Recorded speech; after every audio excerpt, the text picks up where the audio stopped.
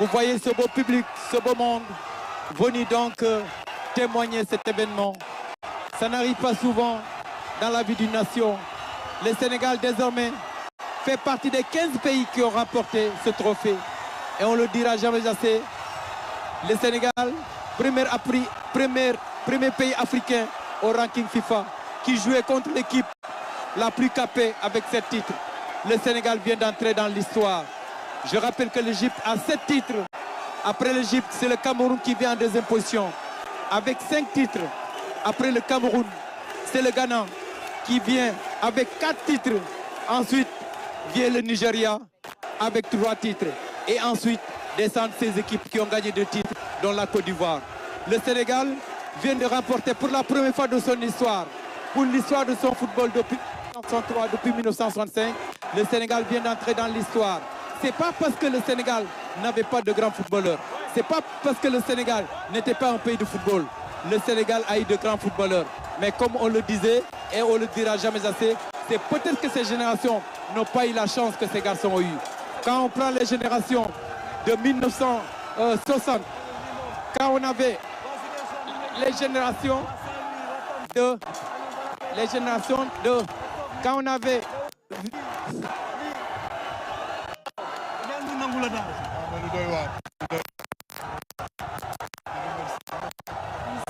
On sent que 2002 jusqu'à 2010, 2022, on sent qu'il y a du travail qui se fait. Fatoumata.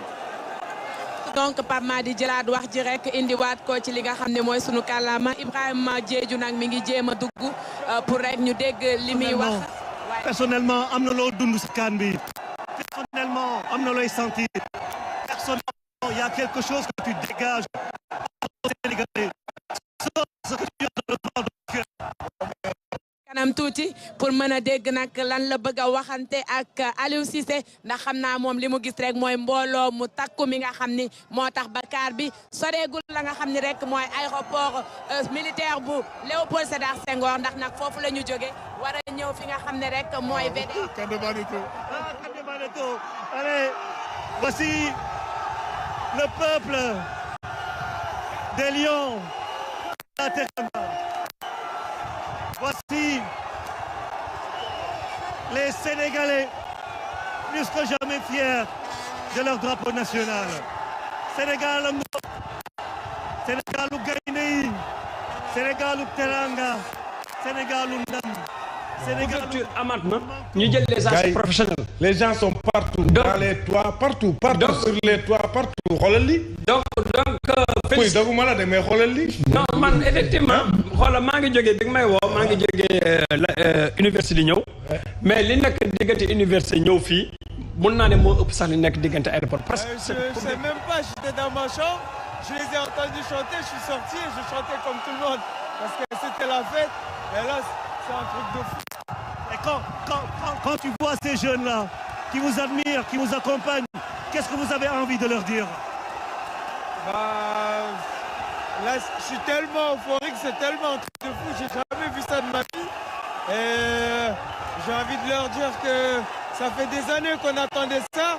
Et aujourd'hui, c'est fait, ça veut dire que dans la vie, il faut continuer à se battre, il faut toujours se battre. Et se battre pour ce qu'on aime, pour ce qu'on veut obtenir dans la vie. Et tôt ou tard, on finit par l'avoir. L'avenir, c'est quoi pour l'équipe nationale? Qu'est-ce que vous vous êtes dit après le trophée? Quand on voit ça, on a envie de le revivre. On a juste envie de le revivre. Merci Lopi. Alors, Boulaye, tu dois vivre quelque chose que tu auras du mal à raconter. On est content. On n'a plus de voix, L'émotion, on est trop ému. Le peuple sénégalais, c'est la fierté, Alors, quel est le secret de ce groupe-là? On a parlé de votre esprit de famille, combativité. C'est quoi le secret, justement? Tu l'as dit, c'est la famille. Bouger les uns pour les autres. S'il y a un problème, on règle tout de suite. Il n'y a pas de problème, tant mieux. C'est ça le collectif. Un seul cœur, une seule âme, tous ensemble. Et vous y croyez? Face à l'Égypte, quand Sadio a raté le penalty, vous avez dit quoi? C'est pas grave, il reste encore 90 minutes. On a le temps. Vous êtes des conquérants. Toujours. Merci Boulaye. Regarde. Aïe, aïe, aïe, aïe, aïe. Oh là là là là là là. Salut. Salut 6. Il jubile. Hein?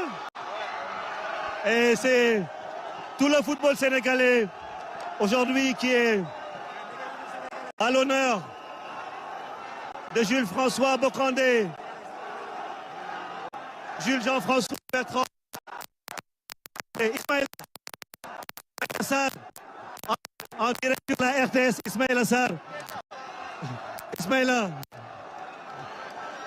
Ismaïla waa Ndar waa Sénégal yëpp ñu ngi lay déglu yaa ngi en direct sur RTS voilà ñu bëggoon xam rek est-ce que match bi bu ñu demee ba mu des 80 ba mu des quelques minutes Ismaïla Sarr waaw ñu gis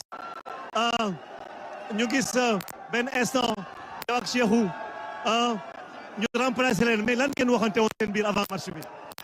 waaw li ñu waxante woon mooy jël trophée bi ak buñ ko.